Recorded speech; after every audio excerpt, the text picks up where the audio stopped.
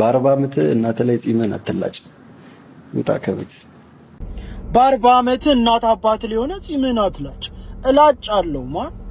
ያ ላንተ የወጣችሁ ፀሐይ ለኔ እስክትወጣ ድረስ እላጫለሁ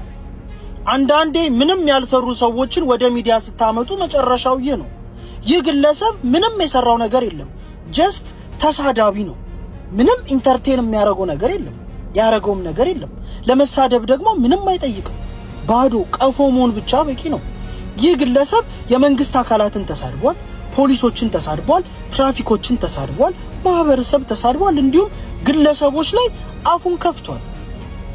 ግን ማን እኔ ልንገር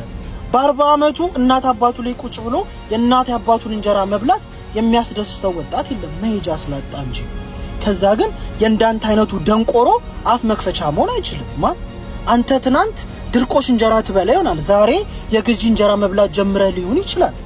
ግን አክት ያረክ ያለው ጤፍ ዘርቶ ጤፍ ሸምቶ እንደሚበላ ሰው ነው አብዛኛው ወጣት የእንዳንተ አይነቱን ደንቆሮ አፍ ጥላቻ ነው በየበረሃው ተሰዶ የበረሃ አራት እየሆነ ያለው ስለዚህ ማን ይውል ተጠንቀቅ በየሰፈር ያንዳንተ አይነት አብሮ አደጎች ብዙ አሉ መሄጃ ያጡ ተምረው ዲግሪ ይዘው ከተማው ላይ ብዙ አይነት ወጣት አለ መሄጃ ያጣ ተስፋ ያጣ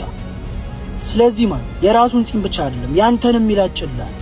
ያ ዱርዬ ፍቅር መስጠት እንደሚያቀበት ህይወት መንጠቅም ይችልበታል ብዙ አፍን አትክፈት ረጋብ